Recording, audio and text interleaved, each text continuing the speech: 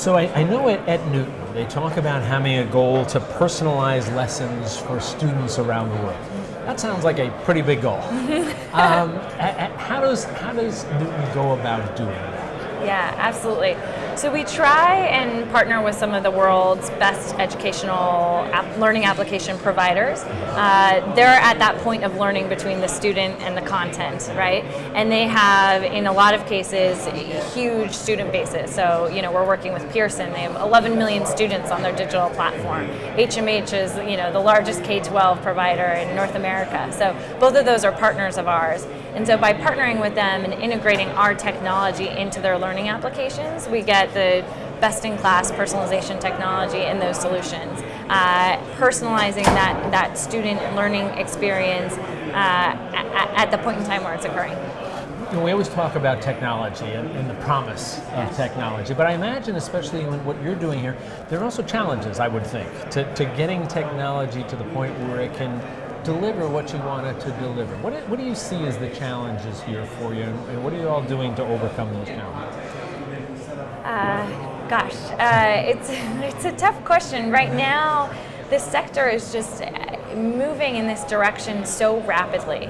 The things that I would have told you a year ago in terms of hardware and connectivity and just awareness that this should be an expectation, that we shouldn't accept static learning applications, so much of that has fallen away. So it's a bit of a non-answer, but right now all the tides are moving in the direction of having really interactive, highly personalized digital learning applications, and I think we're seeing the sector both welcome them but also expect them, which I think is a huge development that's just happened over the last 12 to 18 months. I would think that one of the obstacles towards what you all are doing is almost psychological.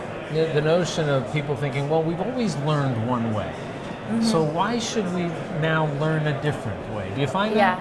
Yeah, education's a funny thing because we were all taught and went to school, everyone feels like they're an expert on how the education industry That's a good point. Your business, you're dealing with constant experts. Exactly, persistent experts.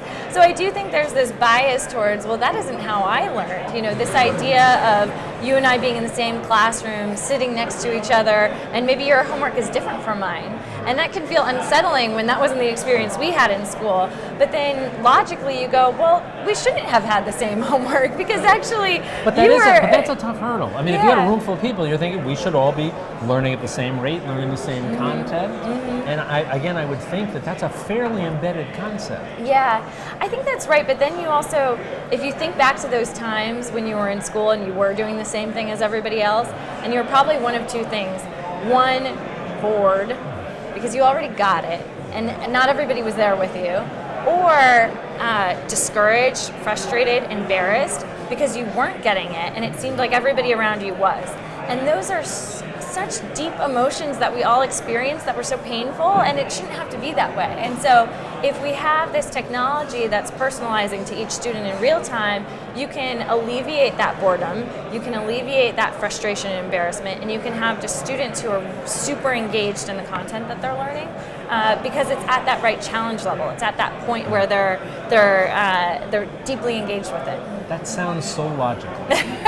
And it makes you say, well, why haven't we done that forever? Right. Do you think that's a function of technology, that technology now allows us to do that? Whereas before, 20, 30 years ago, a teacher in a class would say, I've got 30 students. I can't have 30 different lesson plans here. That's exactly right. I think that the technology is what's making it possible to scale it, to do that level of personalization en masse without asking a ton more of the teacher. In fact, giving to the teacher analytics that make their life easier, where they can, use this new information to create their lesson plans more efficiently and more effectively. So I do think it was the barriers of the hardware and the connectivity, and now both those things, very fortunately, there's a lot of people addressing those problems, and so we're now able to deliver these types of solutions at scale.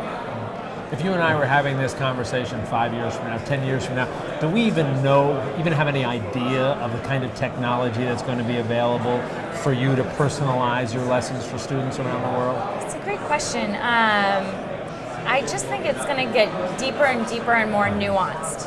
And I think that this, right now, we think about it like it's something magical that's far off in the distance, and the conversations I have are, no, actually, this is happening today.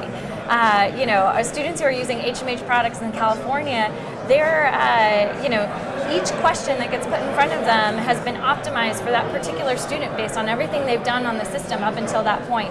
And that isn't, some mythical future state that we're getting to. That's happening right now, and it's happening in HMH products, Pearson products, Triumph products. So it's arrived, which I think is really cool, and it's only going to improve over the course of the next 5 years. For those of us that went to school a whole lot of years ago, it sounds fairly magical. Right. Yeah. Well, it's certainly optimistic. Sarah, thank you very much. Yeah, Thanks for talking thanks so much. It was great to Appreciate chat. It. Good.